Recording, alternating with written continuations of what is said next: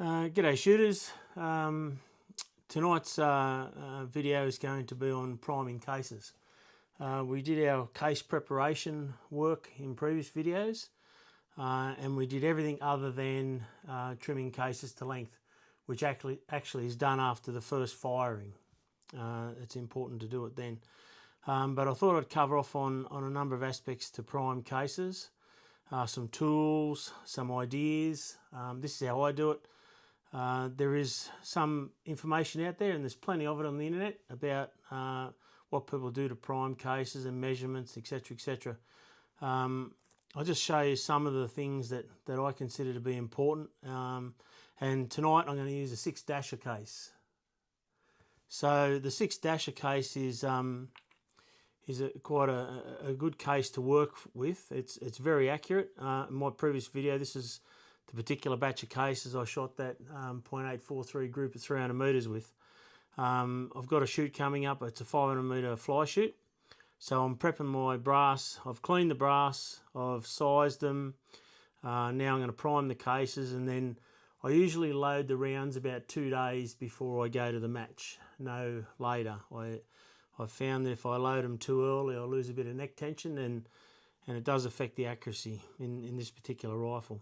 So just with primers, you may have seen one of these tools before to measure your primers, how much you press them into the case, and you will have seen on a lot of people measuring primer pockets and also the primers.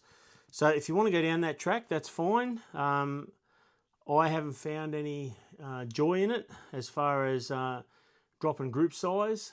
But I probably do things a little bit different. I rely on barrel tuning and other aspects of reloading and neck tension and seating depth.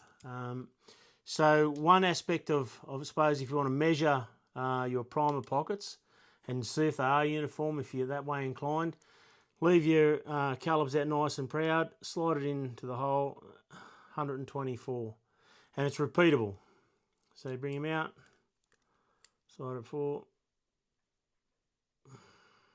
get it nice and square, 124. So that's if you want to measure them. Then you go down the rabbit hole of measuring primers. So how do you measure a primer? Well, you can put it between the jaws of your verniers and make sure you get the anvil legs because they stick out further than the cup. And by all means, look up a primer, look up what makes a primer, priming fluid, the cup, etc. 119. So 124, so that's 5 thou. Now, some people are going to say, well, they won't go off. Well, I'm going to say that every single one of those will go off because this hasn't changed they've probably been reloaded 25 times. So I'm pretty confident they're going to go off. One measurement which I think is important though is the diameter of the primers. So when you put the primer pocket in, you know that the hole of a small primer is 172. It's 174. So you've got a thou pressure each side. So that's going to cause your primer to be constricted by a thou each side, or 2 thou overall, which is going to keep it in the case. When that firing pin hits that primer, it's hitting it with force and speed. So I hear some people say that, okay, if I seat my primers out too far, they won't set the round off. I think there's more danger of not setting the round off by having too much shoulder bump, which I'm going to go into in a later video. So down to priming, righto. First thing I do is get my 50 primers out, my 50 cases, and I do a visual inspection of them. So I roll them all over. This is a primer tray, inexpensive. I think it's about $9. And they flip over. There's one that's been a bit persistent. Okay, put them down. Now, I said about a magnifying glass is an important tool. It's very important for accurate shooting because you can go through and do a visual inspection on all of your primers to make sure that they are all pretty similar. I've found some with some inconsistencies. I don't shoot those. I just pull them out. So they all look pretty good. Now, priming tools. There's any amount of priming tools on the market. Any amount. This is a K&M priming tool. just the head. This is the shell holder for the 6-dasher. You wind it in or wind it out to determine how far you push the primer into the case and how far you leave it proud. Now, I like to have my primers flush with the back of the case. Now, how do you do that? Well, first off, this is just an inexpensive little mirror. It's actually, I think it's my partner's mirror actually. So this mirror, if this primer is sitting proud, when you put the case on top of the mirror, it will rock. If it's rocking, I'm not shooting it. And because you can run your thumb across it or your fingernail or put a caliper across it, and unless you're super good with your eyes, the chances are you're not going to pick it up. But you put it on a dead flat smooth surface like a mirror, it will rock every time. Some shell holders have a slot in them, so when you pull the primer out, if the primer's a little bit proud, it won't pick it up. This particular one doesn't have that. So if the primer is too proud, it won't go across that thing, and it's a good indication. Now, when you are using the same priming tool for 10 or 12 rifles, you're going to say, okay, how do I know I've got the right depth? Well, these two here I've done earlier.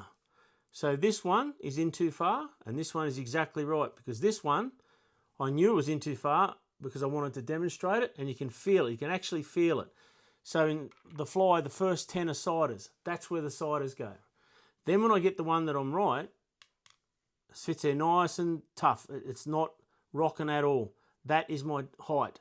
Once I achieve that height, the next thing I do is I mark the priming tool, and there's a little mark there. So because these can move as you do your priming. So now I can go along and I can put my primer in, make sure that the anvil's facing up. And when you prime, push it all the way in. I see some people trying to just push it in a little way and then a little bit far, just all the way in, just a nice smooth motion.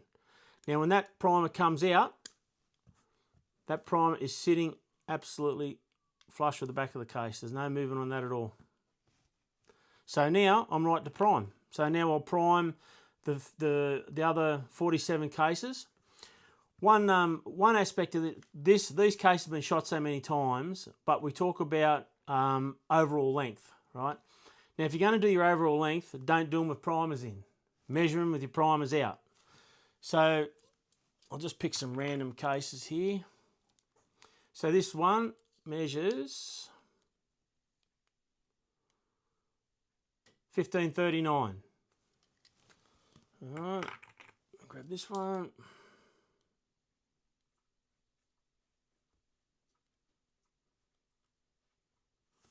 $15.39. Grab another one.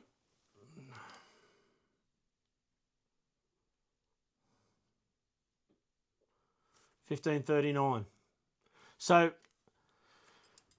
in precision bench rest shooting, case length's important. To have them all the same. That's its length